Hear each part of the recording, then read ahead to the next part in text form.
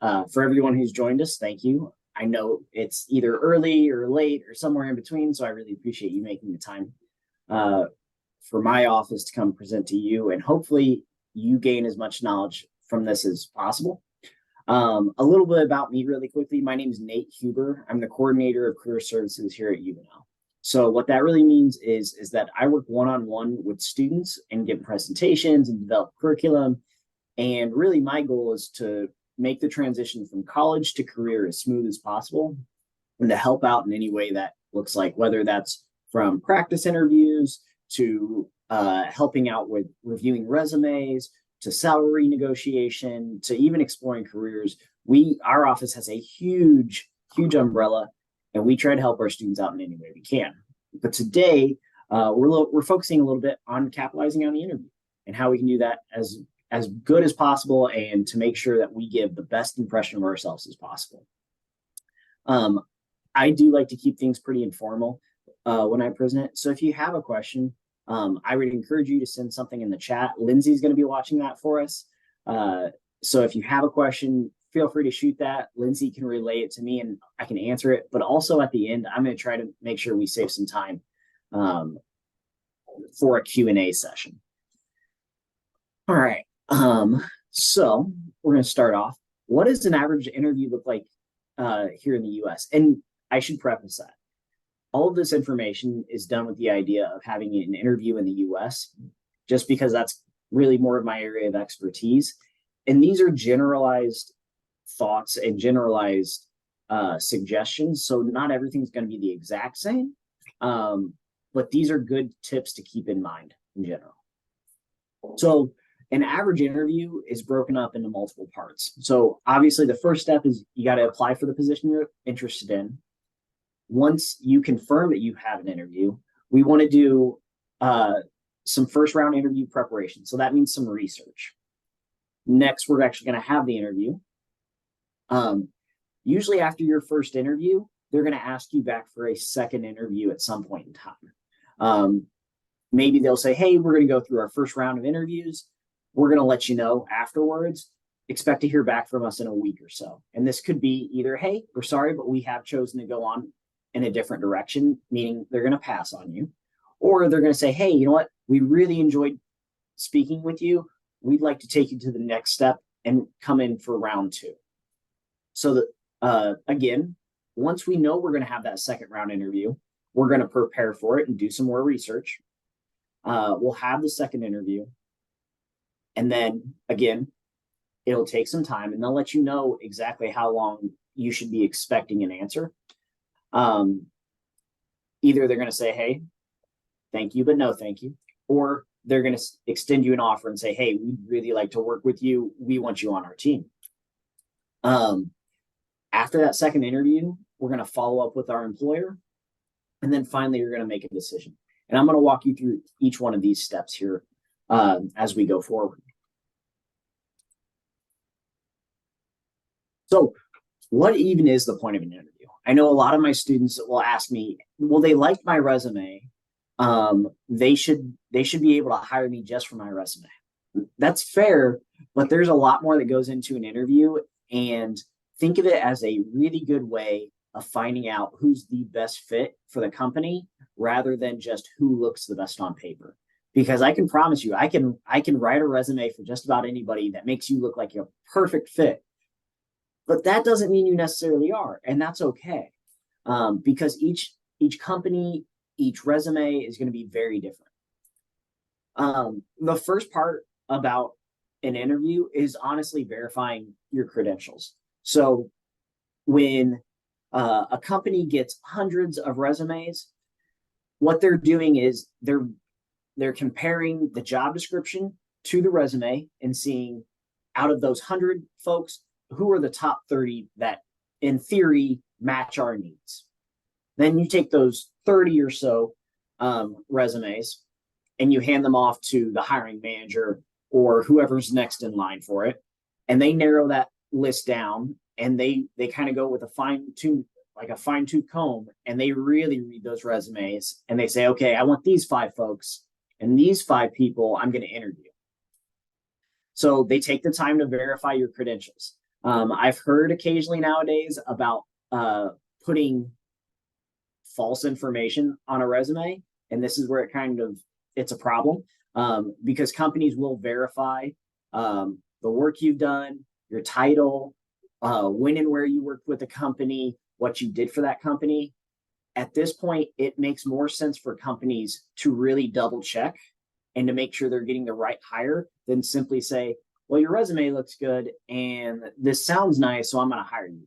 It makes sense for them monetarily, so they'd rather invest $100 doing the research rather than spending $1,000 to onboard you and find out you're wrong. So big thing, and I know you guys wouldn't do this, but never lie on your resume. Once they've verified your credentials, another part of the interview is they just want to learn more than what your resume says, because we know that you're more than your resume. You usually only get 1 page, maybe 2 pages max on your resume to really tell them your biggest accomplishments, why you would add to that team. So they want to learn more than what's on your resume. They want to hear about how you work with coworkers. They want to hear about a accomplishment or something that you struggled with and overcame, and things that you can really expand on that you weren't able to do in a resume. Because a resume, usually even if you're talking about a really big project, you're maybe only talking about that project or explaining it in 1 to 2 lines, when you may be able to talk about that project for 30 minutes. And it could be really interesting to both you and the employer. So they want to learn more than just what's on your resume. They also want to understand how you think. We understand as a people, everyone, I think most people understand that there's more than one way to find a solution to a problem. This is where you hear things like situational or behavioral questions, and we'll go into that. But they want to understand, are you very detail oriented? Are you much more of a big picture thinker? They want to understand how you think and how you come to solutions and work with others, so that they can figure out if you're a good fit for your team. And lastly, this kind of brings me to my last point. They want to see if you're a good fit for their team. So they want to know if you're a team player, if you're a little bit more quiet and reserved, or if you're a very loud, very assertive person. And there's no right or wrong answer on these, because each type of person or each personality has a good fit. It just kind of depends where. I use the position of a data analyst very often. Companies use data analysts very differently. Some folks use data analysts. They kind of put them in their own department, and they never really interact with other different departments, but they're very integral. And they say, okay, this is your job. Pull this information. This is what we want you to do. And they don't interact with other folks. Other times, data analysts are very heavily involved with clients because they need to understand what data they're pulling, where they're pulling it from, and a whole bunch of other variations. So they want to see, are you a good fit for what that individual position is? Okay, so jumping right into it, how do we prepare for our round 1 interviews? We've gotten an invitation. Somebody said, hey, let's meet next Friday at 10 a.m. We'd like an interview with you. The first thing you want to do is you want to research that organization. And on the right side here of the page, I've listed a few suggestions. So when I say research the organization, I mean look into their mission and their values. You want to learn about what types of clients they work with. So you want to understand what that company does. You want to understand if that company works more business to business focused. Do they work mainly with larger national clients, or do they work with very small mom and pop shops? Does this company, do they market more towards the individual user and seller, or are they looking to make very broad strokes? You want to know a little bit more about their past projects that they've worked on. Often company websites are going to have a lot of this information because they like to brag about themselves. Next, I'd also write down some specific questions that you'd have for your employer, because at the end of any interview, they are going to ask you, what questions do you have for us? And A question that I always get from students is, well, how many questions should I have? I've got 3 prepared. I would honestly suggest having 10 questions prepared. So write down 10 strong questions that you would want to ask your employer, because we've got 10 across the interview. You're going to answer, or that interview is naturally going to answer 5 of those. And then you're going to realize you're going to put together you're going to answer one of those questions just through context. And then one of those questions, you're going to think, that's kind of a dumb question. I don't really want to answer that. So that leaves you with 3 questions. And that's really about all the time you're going to have for. Some employers may have extra time where you can get through all 10 of those questions, and that's a good thing. But in general, you're going to have time for 3 questions. So I would prepare 10. And I will tell you, it is a red flag for most employers if you don't have any questions. So when they ask, do you have any questions for us? And you can't answer a question, I've had HR managers that just say, nope, I don't want to work with that person, because that tells me either they don't know what they're getting into, or they think they know everything. And we just don't at this point. So always have some questions prepared. We can talk about the questions later, but also, especially during this first round of interview, and really, I wouldn't ask these types of questions until you get an offer, but I typically avoid conversations about pay and vacation time. And pay and vacation are the big ones. I avoid those until you actually receive an offer, until they say, hey, we would like to make you an offer. We think you would be a good fit for our team. I avoid those questions because that's not really part of it yet. This is the first and second round interviews are really deciding, would you be a good fit for our team? And then we can talk about money. If it's an in-person interview, I always suggest printing multiple copies of your resume and your cover letter if possible, because you're going to want to have one copy for yourself and one copy for anyone else that you're interviewing. And you don't know whether you're going to be meeting just with one person, 2 people, or 5 people. It can vary. And then lastly, to prepare for your first round interview, practice interviews. You can schedule practice interviews with my office, so the career services team. We also have Big Interview on UNO's website, which is actually AI, so artificial intelligence. It has you record your responses to questions it has, and it has hundreds of questions that are very specific to the industries. And then it gives you feedback based on your answer. Or if you have a friend, have your friends practice interviewing with you, because you can always do better with practice interviews. And I've never found somebody who just aces every single question every single time. You can always do better. All right. So once you actually get to the interview, what are some common first round questions that you'll get? So the most common question, and you'll get different variations of this, but tell us about yourself, is always going to be asked somehow, somewhere. Why are you interested in this position? What makes you the best person for the position? What they're doing here in this third question here is they're really asking for you to brag about yourself without actually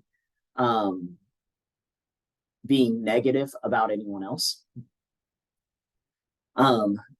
If we contacted your most recent supervisor, what would they say is your greatest strength and an area you can improve in? They're asking for one strength and one weakness. And with this question, we always want to have an answer for a strength and a weakness. Again, it's another red flag for employers if you don't know what your weaknesses are. Because if you don't know, so me, for example, I know if I don't put things on my calendar, I do not follow through with them. Just because I have so many things going on, I cannot remember all of the things that I need to do. So what I do is I put everything in my calendar, my work calendar. And if it's on my work calendar, it gets done. And it's not to say that we shouldn't strive to be better, but in general, we always want to be aware of our weaknesses and try to have a solution for them. So that's what they're looking for. we've all probably heard the well, I'm a perfectionist, I try too hard, things like this. We don't want to present ourselves in that way, because that tells the employer maybe you don't know what your weakness is. Maybe, you know what, I'm a little bit shy at first, so I have to warm up to my teammates a little bit. Being able to present a very clear, honest weakness, and then how we try to solve that, so like give a solution to that problem, is a much better answer than saying, I just work too hard, because that's not an honest answer usually.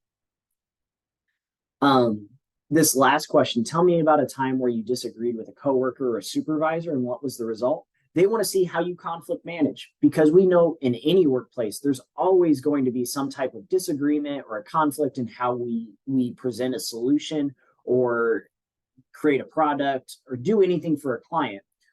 There's going to be disagreements in how we approach a solution. What they want to know is, okay, can you work either with a supervisor or a coworker who you disagree with and come to a compromise of some kind? Whether that's you admitting, hey, you know what, I was wrong, or hey, you know, I was right, and this is how we found the solution. Or again, we come to that compromise of we took bits and pieces of each one. They want to see that, and they want a clear example, because from an employer standpoint, I want to make sure my team does not fracture. Having one person who can't get along with the rest either causes that whole team to break up, or that means I have to replace the one person who's a problem. Would anyone like to try the greatest strength and an area we could improve in question?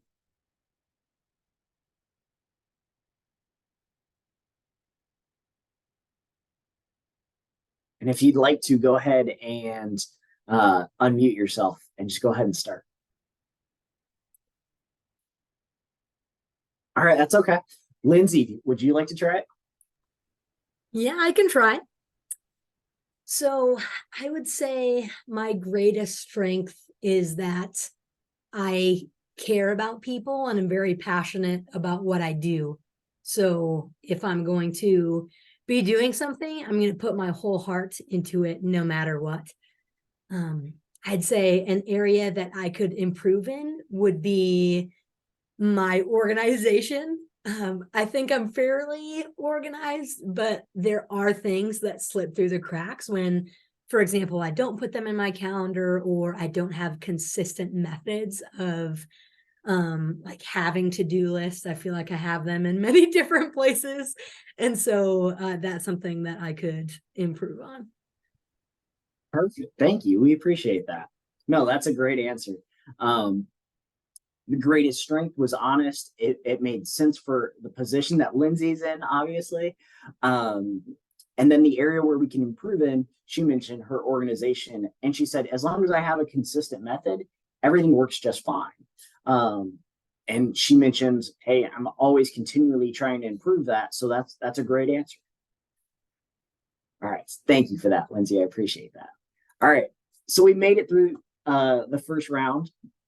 And the company in about a week or so said, hey, Lindsay, we'd love to have you back for a second round interview. So something to note, the first round interview is usually going to be through the phone or through Zoom nowadays, just because it makes sense time-wise and money-wise. If you're interviewing a lot of folks,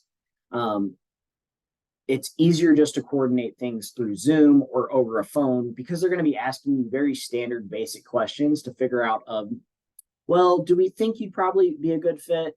Does your information get verified? Are you strong enough candidate to where we could move you to the next round? The second round interview, maybe the third round, depending on the company, is going to be, and it's typically an in-person interview.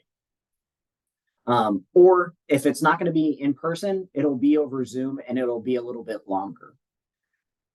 But the first thing that we're going to do with any interview is we're going to research that specific job and hopefully that department if possible. So what I mean by this is we know a little bit about the company, but now I want you to focus more on that specific job in that specific industry tool or software or trends that are going on. So for example, with career services, I want to know more about how AI, so artificial intelligence, is being used for students making resumes, or how they're using it to update their LinkedIn profiles. I want to know about how academia as a whole, are there trends going upwards or downwards with enrollment? I want to know how strategies for engagement, things that I can speak to. So when they ask a little bit about that, and they're going to ask something along the lines of like, hey, what do you know about our industry? What do you think are some of the challenges coming up for this job? You should have an idea and be able to speak a little bit very broadly about the industry, any software, tools, techniques they may use. They want you to know this because they want to hire somebody who they don't expect you to know everything, but they want you to know a good amount about what you're getting yourself into. Again, I want you to look up any past projects, tasks, anything else related to that position.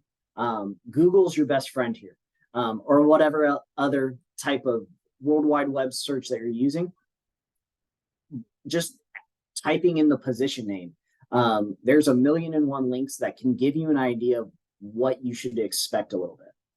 Again, we want to create another list of 10 questions that you want to ask. Strong questions that I really encourage students asking are, if I were to receive this role, what would be some of your expectations for me at 3 months and 6 months? What are some of the biggest challenges that past folks have had in this role? As a company or as a department, what do you think is going to be your biggest challenge within the next year? What are some projects or tasks that you can expect me to work on once I'm trained up? What type of training do you provide? Things like that. Those are all really strong questions that give a clear example of, I'm very interested in this job and I want to know what I'm getting myself into. And how can I be successful? That's another big.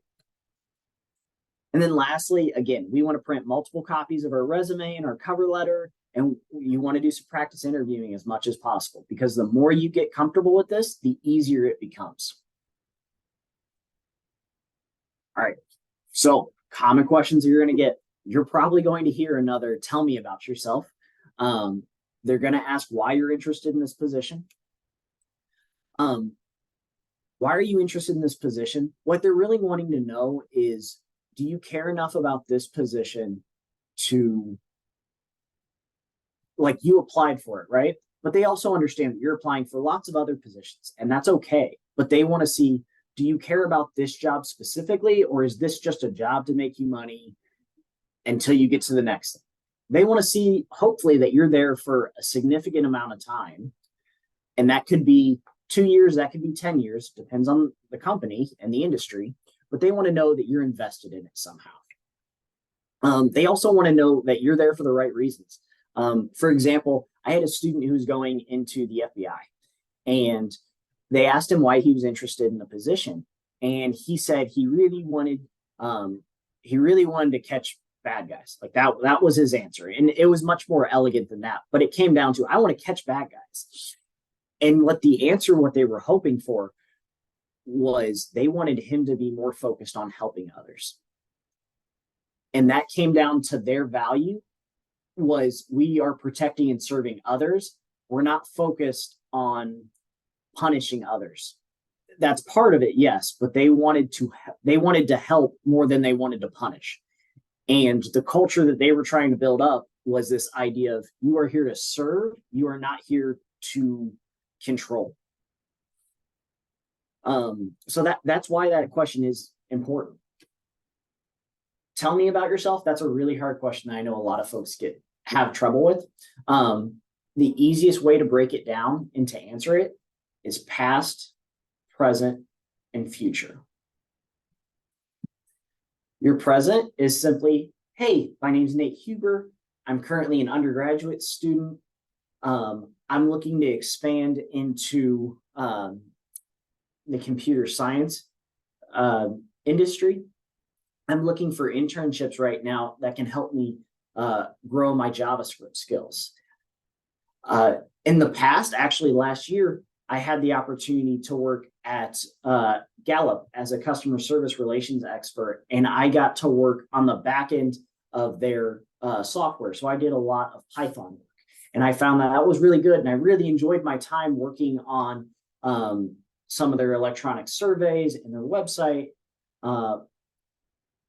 And what I'm hoping to do is take my background knowledge in Python and any experience that I can have with JavaScript and future internships and really help myself grow into a future career in computer science. So it's this idea of what am I currently doing? What experience do I have in the past or why I'm interested in this industry? And then where do I see myself in the next year or so? Like, what's my goal? In this case, my goal was to have a full-time job in computer science and have a career in computer science. So that gives this potential company the understanding of, okay, he knows a little bit about Python, which is a software program. He'd like to learn more about JavaScript, so coding. And he does see himself in a future in computer science, that industry. I see how I can use him in the future or how he will add value to my company. Oftentimes you're going to get a question about how have your past experiences prepared you for this position? They're just wanting to see that you can justify like, hey, I'm a good fit for this position. Anyone can say, yeah, I'd be great at this job, but they want to see like, okay, do you have a lot of experience working with students in this industry? Well, I was an academic advisor for a few years, so I had a lot of one-on-one experience and I had to teach classes, so I'm used to giving presentations. They want to see how your past experiences match with the work that you're going to be doing. How do you prefer to receive constructive feedback?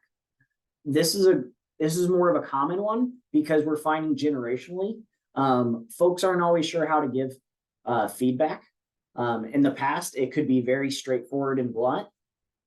Now that doesn't always work well, or they find that when supervisors aren't being clear about the feedback, their employees get very frustrated and then they leave. So they want to know, how can I give you feedback? Because we're always going to need feedback some way, somehow, in a way that's going to align well with you and help you. Also, in this second round of interviews, really expect to have a lot more industry specific questions. So do you understand what we do in our work? And also behavioral or situation questions. So when I say behavioral and situation questions, I mean, they're going to always ask you something like, if I give you X, how would you solve for Y? Tell me about a time when you did ABC. What they're wanting to know is your thought process here. They're wanting to hear examples and stories, and they're wanting to understand how you deal with these situations. So for example, tell me about a time when you had to deal with an angry customer. And that's all they're going to give you. So what they're asking for is a little bit of a story. And what they're asking for is, tell me the problem, tell us how you address that problem, and what was the solution. They want to understand how you came to that conclusion. You may have heard this question that's asked a lot of, how many glass windows are in all of Manhattan, so New York City? There's not really a right or wrong answer. They want to understand how you come to that conclusion. So if I were to answer that, I would say, okay, I'm going to assume that there's 1 million buildings in New York City, and on average, there's 10 floors.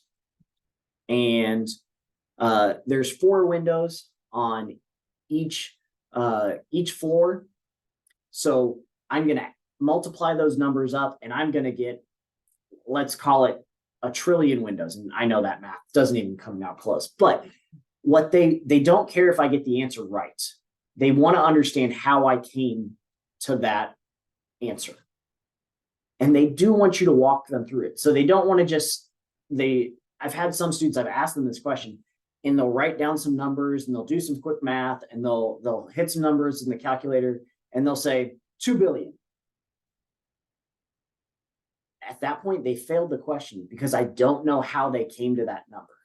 I don't know how they got to that answer. I want to know how you got to that answer. Another question that you'll hear a lot is, if you were shrunk down to the size of an ant and you were put under a glass, how would you get out? Again, there's no right or wrong answer, and it's very odd, but they want to hear what your thought process is. Some folks will say they would dig underneath the glass. Other folks would say they would run back and forth and hit the walls on the glass. They don't care what your answer is. They want to know how you come to that answer. Okay. Following up with your interviewers. So the interview goes well, you shake hands, they say, hey, we're going to let you know in about 2 weeks, give or take. And this goes for the first interview and the second interview and however many interviews afterwards. But within 24 to 48 hours, so within about 2 days, give or take, you need to reach out and give them a thank you note of some kind. I'd also suggest writing down names or getting any business cards while you're in interviews so you can address those thank you notes properly. Emails are the most common at this point, and emails are perfectly fine, but a handwritten note can make a stronger impression. If you are going to write a handwritten note, what I would suggest is having got them here somewhere. So like a thank you card. So I've got thank you cards in my office. I keep these in my car when I go for an interview, because what I'm going to do is I'm going to go to my car, I'm going to write the thank you note, and then I'm going to take it back to that office either within an hour or within that same day, because if I put it in the mail, it's going to take way too long, right? It's not going to get there in 24 to 48 hours. A thank you note, just hand deliver it because it's going to take too long. An email, on the other hand, you can wait a day, you can wait 2 days even. But we want to send this email because sending an email, it shows thoughtfulness, it shows that you care, and that you appreciate the fact that they had to take time out of their day. So when we're actually, when you're writing the email, you want to, number one, just say thank you for taking the time to interview with them, that you appreciated the interview and that you thought it went well. Mention specific things from the interview. So if you had a really good conversation about a engineering technique or a new software program that they're going to be using, mention that. Just say simply, I really enjoyed our conversation about the new bridge spanners that your company is coming out with. Anything that you found exciting. It doesn't need to be a long email or note, something very quick. Again, you're going to thank them for their time and mentioning that you're still really interested in the process or in that position. We don't want to bring up anything about compensation, scheduling, or anything else like that. We just want to say thank you. And that's all this is, and that you hope to hear from them soon. And you'll send that to their team. If you don't know everybody that you interviewed with, that's okay. Send it to whoever gave you an invite to that interview, and they'll make sure it gets to the rest of the team. Okay. So that's kind of the whole process of it. And then hopefully they say, hey, you know what, Lindsay, we'd love to have you on our team. Let's talk compensation. And yeah, you've got the job. Some good general interview tips, especially in person and even if it's virtual, and we'll talk more about that here in a minute. Arrive 15 minutes early to whenever your scheduled interview is. If you arrive a half hour early, you're going to sit there and they're going to be like, wow, you're way too early. This is a problem. But 15 minutes is this sweet spot. So anywhere between 15 and 5 minutes early, you're going to wait. But they understand, hey, you're going to be on time. We can trust you for this. 15 minutes early is a great time to show up early. When it comes to dress, we want to dress in business professional attire. So that's typically going to be a suit and tie, maybe a blazer. If you wear a dress, that's absolutely fine, or a professional skirt, something like that. But we want to dress a little bit more so than we would in a day-to-day activity. Even if everybody else that you're interviewing it is in jeans and a t-shirt, it's better to be overdressed than it is to be underdressed. Everyone understands, like, hey, it's okay to be slightly nervous. They understand you're probably going to overdress in this situation than you would match their dress. So if you do get the job and you see that everybody wears t-shirts and jeans, okay, fine. So probably after like that first week, start dressing up in t-shirt and jeans, match their culture. But in the interview, we want to be overdressed. If you have any notes, so when we wrote down those questions, bring all of those questions. We were doing all of our research. Bring those notes with you. Bring a pen and a pad or something to write on that you use. I would stay away from like on your phone, the notes.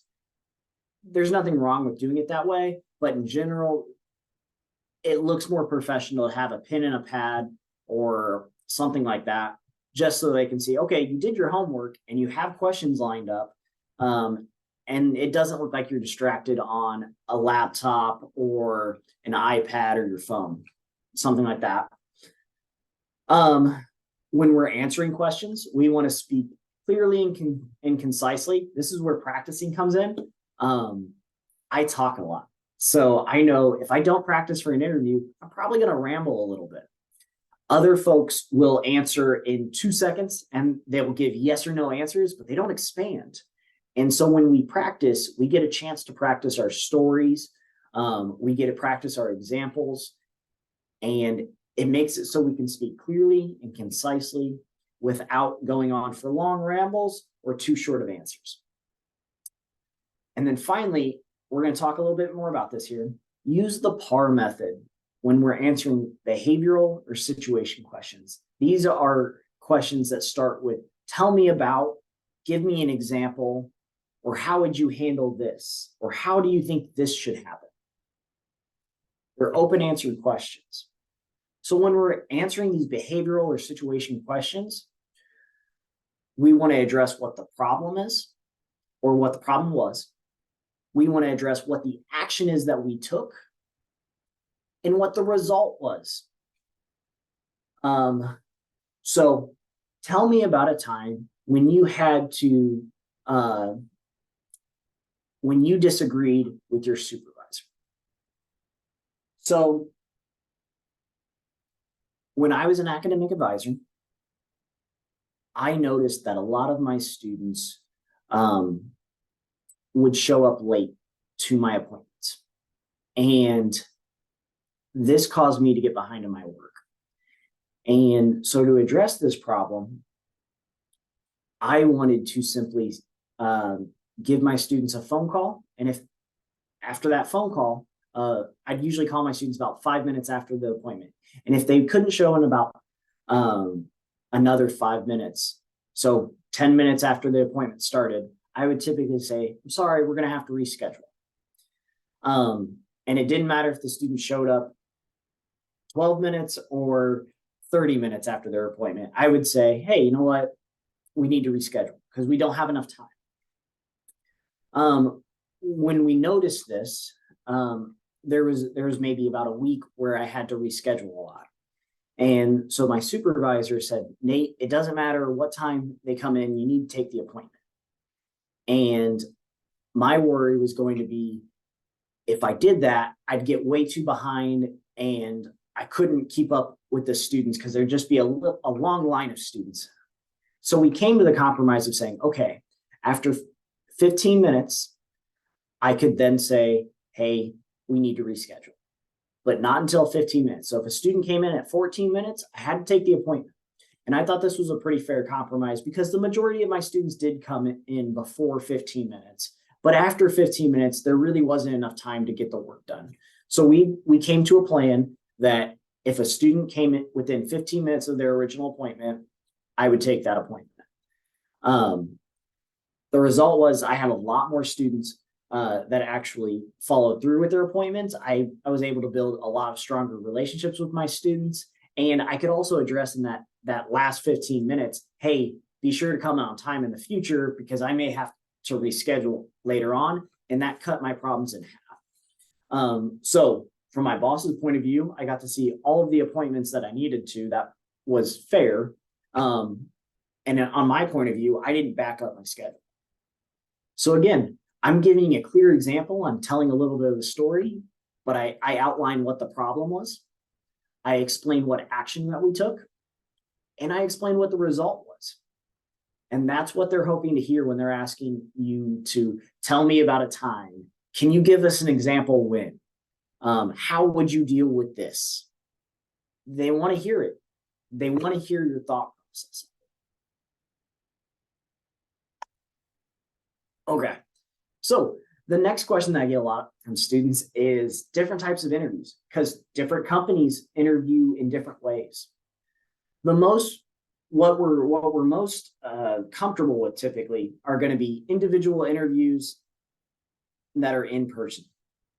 These are usually going to be your last round interviews. They're usually one-on-one and they're usually in person. Nowadays, what we're noticing, often phone or video meaning like Zoom, are going to be the first round interviews where they're saying, hey, I need to check out these top 20 candidates and I need to narrow it down to 3. That's what this interview is typically going to be. And then you also may have group interviews. Larger companies like to do group interviews. Group interviews can come in a couple different formats. Either there will be a large group of applicants, so maybe 5 of us are interviewing for one position at one time, or it can be flipped, meaning there are like 6 or 7 people from that team, and there's one applicant. So I'm getting interviewed by 7 people at a time, something like that. Those can all be called group interviews. So it's important to note what that kind of looks like or what you're getting yourself into just to be prepared. Because it's not fun thinking it's a one-on-one interview and then finding out, oh, there's 3 other people interviewing for the same position with me today. It changes it. It's a different strategy. So if we're doing any type of virtual or phone interview, I always recommend find a quiet private room where you're not going to be disturbed. This also goes hand in hand with removing any distractions. Make sure your pets can't get in. I see cats jumping on laptops all the time. I hear dogs barking all the time. Maybe you have a family. Ask like, hey, you know what? Can I get like half an hour to an hour just so I can do well on this interview? Say, hey, nobody can come into this room if you share an apartment or if you live with other folks. Hey, I need this room quiet so I can have this interview. Double check your technology. You should check any links if it's an interview or anything that you're going to pull up. You should check your internet connection. You should check your phone reception. Make sure you have a good battery charge because it could take a little while. You want to make sure all of your technology is working.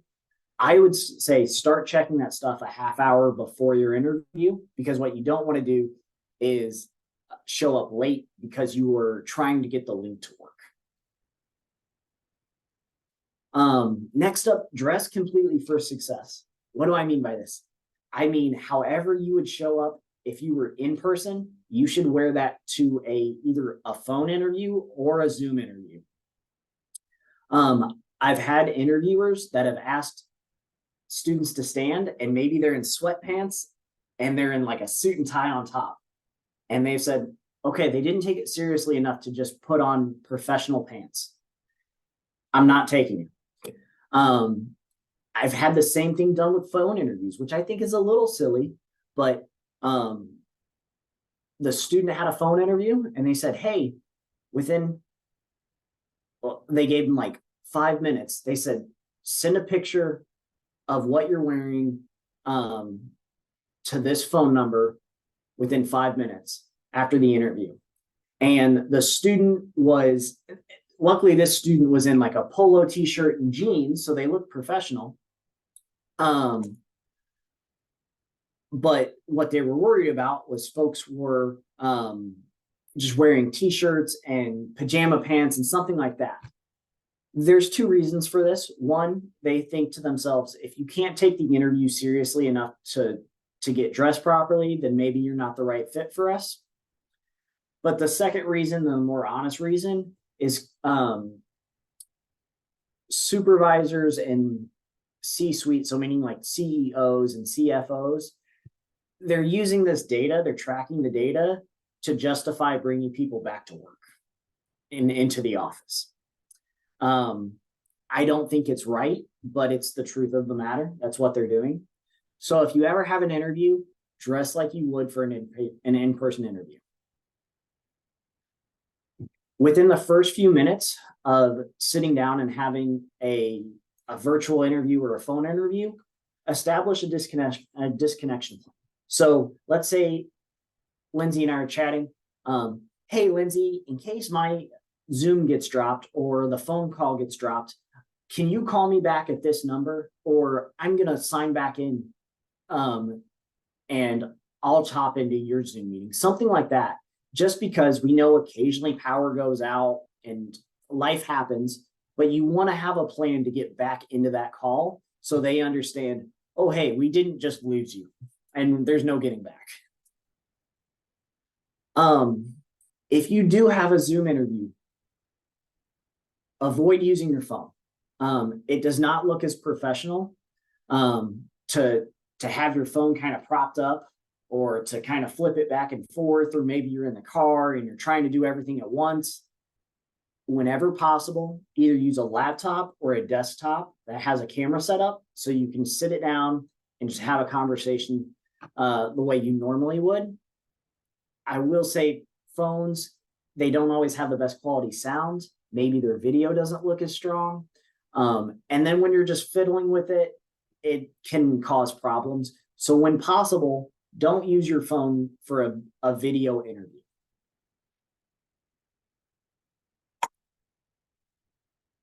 All right. We all have a pretty good idea of the individual and the interview, or the in-person interviews, but the group interviews are scary. They definitely can be. So the first scenario that we're going to have is going to be there are multiple candidates for the job, and maybe there's like 1 or 2 people that are interviewing the whole group. A few things to keep in mind is you do not want to dominate that conversation, but you also don't want to be silent. And it's more of an art than it is a science. But what we want to avoid is we don't want to be the only person talking. We don't want to shout over others. We want to be polite. And we want to give others an opportunity to answer questions. But at the same time, we want to make sure our opinion is heard. I suggest to my students, try to answer at least every other question. Oftentimes in these group interview settings, the interviewer will say, all right, how would you handle this situation? Or what do you know about our clients? Or whatever the question is. And then in the group, I would suggest just raising your hand and waiting to be called on. And they'll often point and say, yeah, go ahead. You can put your hand up and maybe they won't call you, or try to answer every other question. So if you answered question number 1, let the next question go by you. Sometimes they will ask a group, so maybe there's 4 candidates, and they'll just go down the line. So they'll say, okay, applicant 1, how would you handle this situation? Applicant two, how would you answer that same question? And go down the line. That's just fine. We want to try not to repeat any answer or ideas that are already given. So if you're candidate number 4, it's a little tricky because you get more time to think about your answer, but other people may take your answer. So try to stay flexible with it. And then lastly, never put another candidate down with their idea. So never say something along the lines of like, I don't really think I like that idea because X, Y, or Z, or that was a dumb answer, or no, I would never handle it that way. Something we don't want to be negative. Instead, what we want to focus is on why we have a strong answer. So if Lindsay were to say, you know what, I just kick students out all the time because they make me angry. I know she would never do that, but let's just say she did. If Lindsay were to answer in that manner, I would say, okay, I try to go with an approach of understanding. So I try to ask some background and contextual information for my students of, well, why do you feel this way? Or is something else going on that's got you upset? I try to understand where they're coming from before we go to drastic measures, such as asking the student to leave. It's not that I'm trying to put Lindsay's answers down. I'm just trying to show why my answer might be better. So we're never putting candidates down. We always try to make our opinion heard, but we don't want to overpower the conversation. The next version of this is you have multiple interviewers. So people that are asking you questions, and maybe there's only one person. Don't be intimidated by this. This is honestly the same exact thing as one-on-one interviews. You just have different people asking the questions. So if you have 3 people in front of you in a desk and you're answering the questions, just take those questions one at a time and answer those questions. I try to make eye contact with all 3 people or however many interviewers there are. But I focus most of my attention on whoever asked the question. I do try to write down their names. So if I have a piece of paper, and Jeff's over here, Jackie is right here, and Jill is over here, I will write down on my piece of paper, Jack, Jill, and Jeff, or whoever it was. I'll write down their names so I remember who I'm speaking to. And I use their names in that format. It just adds a little bit more personality to those interviews. But really, at the end of the day, if it's multiple interviewers, it's the same exact thing as a one-on-one interview. So that's kind of what I have for you all today. But what I'd like to hear, if you have any questions, I'd love to hear those questions, and I'd love to help answer any of those questions if possible. Awesome. Nate, thank you so much for that. That was wonderful. We did have a couple of questions in the chat, so I'll read them here to you. The first one, kind of as you were talking about the best ways to prepare, the first one was, what is the best way to prepare for a job interview? So maybe if instead, could you say, what's the one big takeaway that we should take? What's the one thing of everything you've talked about that someone should try to do preparing? If there's only one thing you're going to do, I would honestly do some type of practice interviewing. Whether that's with a friend, whether that's with our office, whether that's with AI, whether that's Googling common questions in an interview, the more you practice, the better it's going to feel. Because in general, like you kind of notice, if it's not an industry specific question, you're going to hear loosely the same questions. So the more you can practice those standard answers of tell me about yourself, why are you interested in this position, tell me a strength and a weakness, the more you can practice those answers, the more natural it's going to feel and the easier it's going to be. So I would say practice interviews is usually the best job preparation or job interview preparation.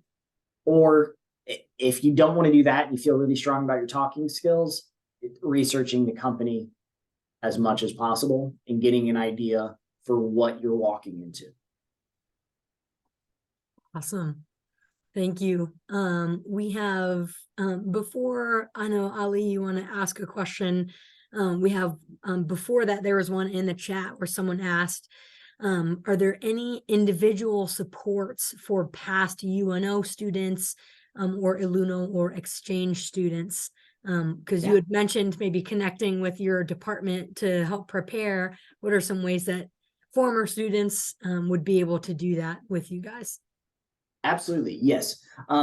So if you're an alumni, an exchange student, whoever, if you've ever attended UNO or you're with this group in particular, you can make an appointment with our office, so career services. You can utilize Big Interview.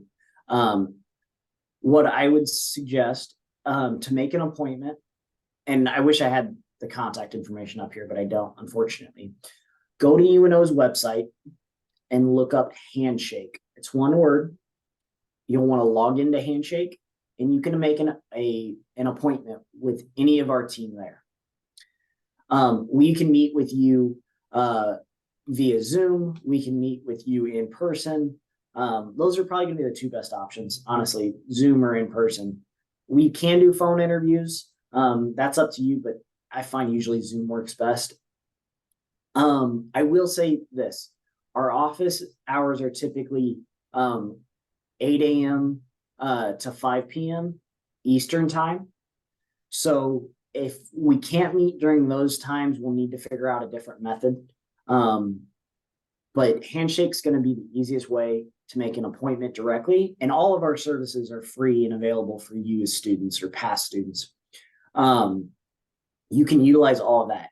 If you can't make an appointment work, there should be contact information for you at UNO Career Services webpage. And I'll make sure Lindsay has that information. But you can always email us and we can try to figure something else out because I know there are time differences. But we can work with you as best as possible. So we'll work on that together. But yes, all of our services are free and available to you. Awesome. Thank you, Nate. Yeah. So it looks like before we get to Inchel, looks like Ali, did you have a question that you would like to say just here in the group? Yes, I do. Thank you so much for the meeting. It was very useful. Actually, I have a question. The question is like, I have some experience in the industry before coming and continuing my education here in UNO. So I have some skills and I'm confident in my skills. I had some interviews here. In my daily speaking, I have no problem in English because English is not my mother tongue language. But in the interviews, when I recorded my voice in the interview, and when I listened to my voice again, in the interview, I felt that I'm answering the question properly. But when I listened to myself, I understood that I didn't answer them. In my mind, I was answering them correctly. But when I listened to myself again, I felt I understood that no. I did say something else. What do you advise for not non-native speakers for this situation? No, that's fair. Actually, I run into that same problem myself. So I have two suggestions. One, I think the first step is to slow down. And what I mean by this is when we ask someone a question. So if I ask Lindsay a question, it is very normal, and in my brain, I think it's just fine if Lindsay takes a few seconds to breathe, think about the question, and give me an answer. And I know there's a psychology behind it, but I don't understand it and I can't quote it. But it is true that if Lindsay were to ask me a question, in my brain, I would think, I need to answer this question now as fast as possible. I should have a full answer ready to go. And I try to get that answer out as quickly as possible. But even though we know Lindsay's fine waiting 10, even potentially 30 seconds to have an answer. So if I feel like I'm rushed and I need to give an answer, what I tell my students and what I do myself is I will try to take a few seconds to breathe. And I may say something like, hey, that's a really good question. Let me think about it for a second. That's perfectly fine. But I'll count to 5 in my head. I'll gather my thoughts, and then I will answer. That's the first step I would take, because oftentimes we rush our answers, so we don't always give the best answer possible. If we find that maybe we just misheard the question, maybe we're not answering the question fully, so it's like a multiple part question, often what I will do is, again, I always suggest bring a pen and a pad or something to write on while they're asking me the question, especially when it's those situational behavioral questions. I'll write out the different parts, and I don't need to write it out as a full paragraph. I just kind of jot my notes, and I'll repeat the question back for them. So I'll say, okay, so the situation is this. These are the tools I have, and you'd like me to come up with this answer. Is that right? And I'll verify it. And typically the interview will say, yep, that's perfect. Yeah, that's what we're looking for.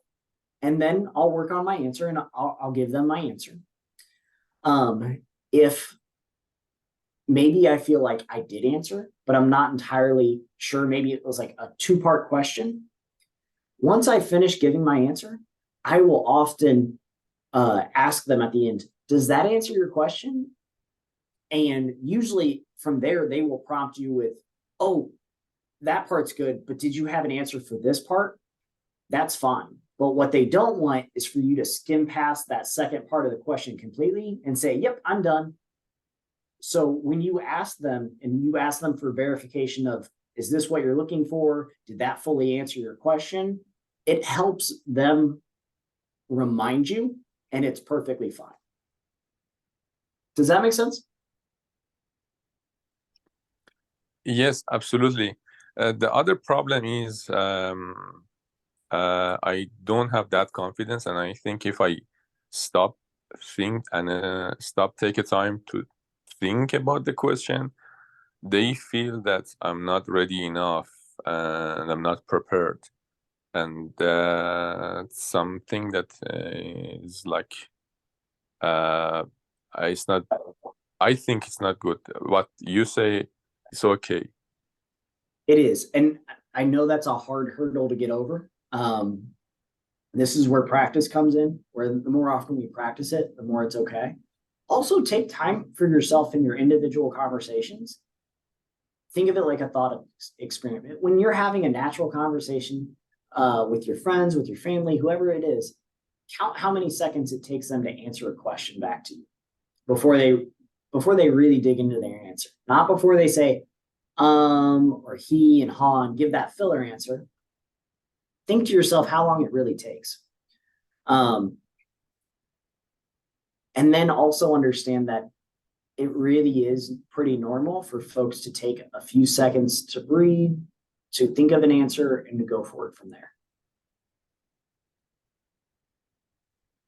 And I know that doesn't feel great. I know that's not the most helpful, but the answer is you just got to keep trying it.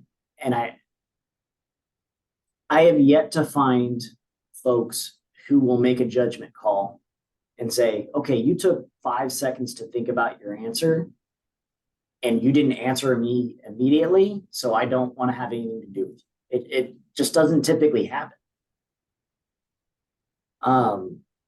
So I know that's not the perfect answer, but that is the truth. That's the best answer I can give you, I should say. Thank you. Thank you, Nate. That was good. I think I also would have the same reservations about taking too long. And Ali, I think, where Nate mentions about 5 seconds, maybe if you took a whole minute to think, then it might be a little long.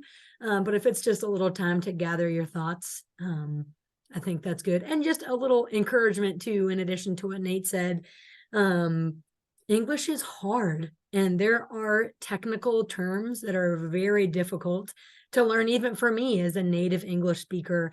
And so I would say and hope that you're not so discouraged in those times where you feel like you're not speaking as confidently, because it's such technical vocabulary. And maybe if it helps, like practice, saying and getting used to those technical words beforehand. But in the end, I hope that whoever your employer would be or whoever's interviewing you, they would understand that English isn't your first language and give you a little bit of grace in that as well. Thank you for Absolutely. the advice. Yep, for sure. Okay, we're just one last question before we're gonna end this, because I know we're a little bit past time. So Nate, we have a question. Do we send a thank you email after the first and second interview? Because some people say that you don't need to send a thank you email, but some people say to send it after the first. And then is there any problem, would you say, that it would lead to if you didn't send an email after a thank you email after the first step? Yeah, those are good questions. I always encourage sending an email after every interview because you really don't know if you're going to make it to the second interview. Even if they say, hey, we look forward to talking to you in the future, that could genuinely mean, yeah, you didn't make it through this round, but you should apply for another position. So yes, I always send after the first interview and the second interview. It's polite. It shows interest. It shows you're willing to take the time, the 5 minutes it'll take you to write an email. So I always say do it because that separates you from the person who didn't do it. It's like cover letters. Some people will write them, some people won't. And the person that writes the cover letter compared to the person that doesn't often will get that interview or that next position. So send a thank you. Is it a problem if you went through the first interview and you didn't? It's not going to be a huge red flag. I mean, if you did not send a thank you email and you got invited to the second email or the second interview, excuse me, then clearly they liked you enough to overlook that. I would make sure after your second interview, I would definitely send an email or a thank you of some kind. It really is just a best practice. Is it going to absolutely ruin everything? No, but I do always send follow-ups. It shows politeness. Ultimately, the decision's yours, but it's not going to hurt you if you don't send one after the first interview, but you do for the second one. I just always send them personally. All right. Awesome. Thank you so much, Nate. I learned a lot. So I'm very thankful for this. I hope everyone else that you did too. Charles asked a great question here at the end. He said, how will I get the link to the recorded session for future reference? So what I will do is I will save this after we are finished, and then I will post it to YouTube. And then if you send me an email from this, because I don't know that I automatically get it when you join. So if you send me an email, I will send you a link to this recorded session after this. My email is lindsay.sanders@unomaha.edu. It's in the chat. So if you go copy that right now, you can also go to unomaha.edu. If you type in Lindsay Sanders, it should take you to my profile as well. So yeah, so if you would like a link, go ahead and send me an email and I will pass that on to you. I'm going to stop recording now.